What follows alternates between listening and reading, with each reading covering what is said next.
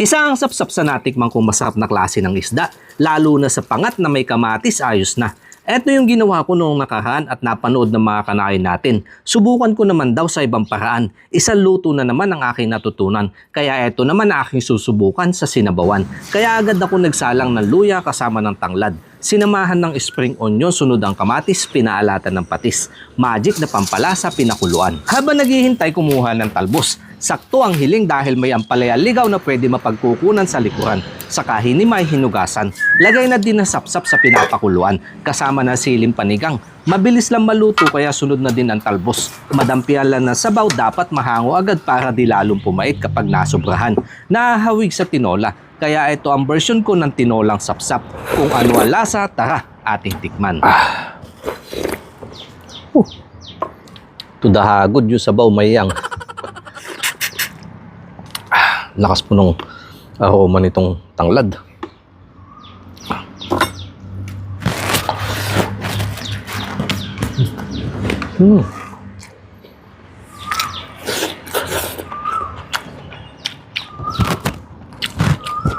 Sakto lang po yung pait. Kasi nga hindi nababad.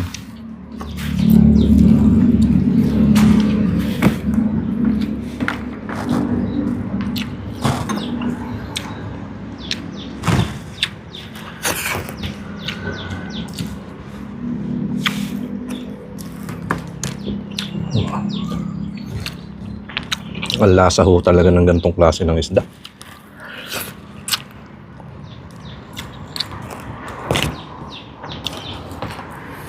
Kaya mapapansin niyo po sa palengke, madaling nauubos.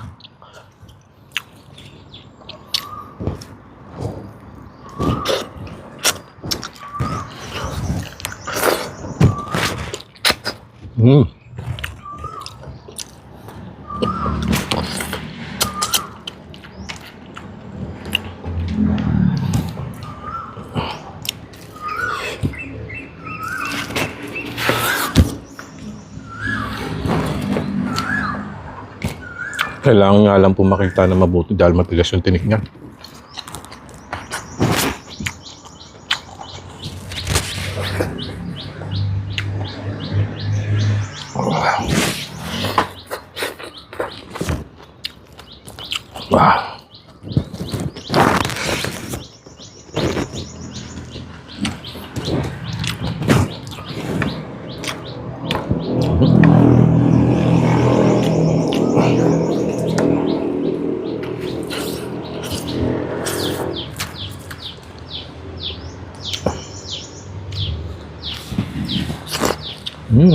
Wow. Oh.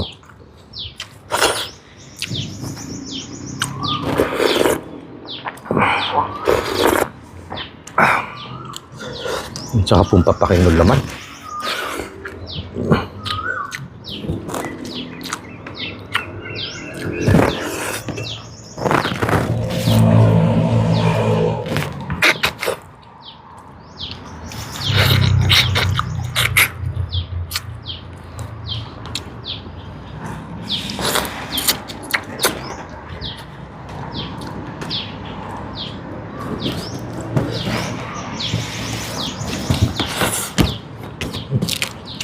Sa mga kanayon nga din po natin dyan na mahilig din sa sabaw, pwede nyo din po ito subukan. Kung hindi nyo kasundo yung ampalaya, pait ng ampalaya, pwede naman ilagay malunggay o kaya kamote.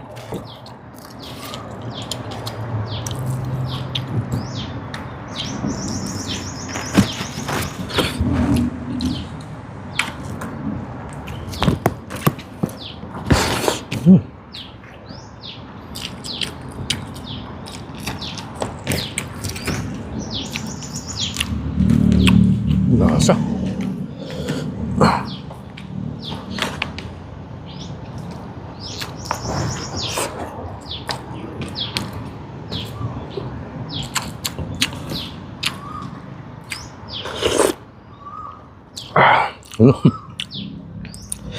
Dahil pa akong talbos na uubusin.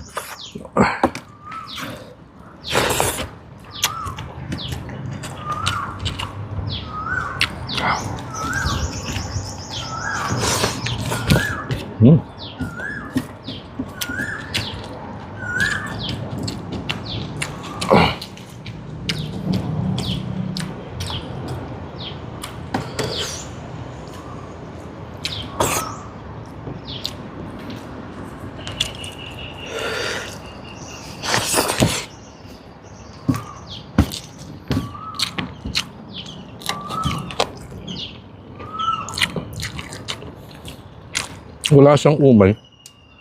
Gawa ng may pait.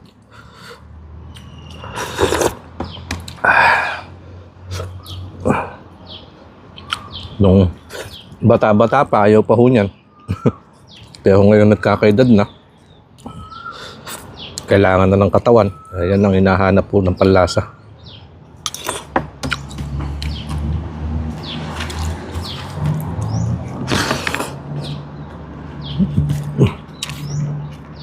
Kapag ganito po ang ulam ay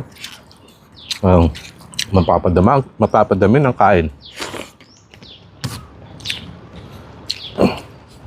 Maraming salamat po mga kanayon sa inyong muling pagsama sa akin.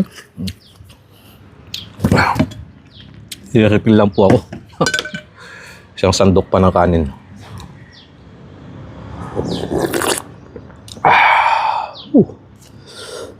Sarap.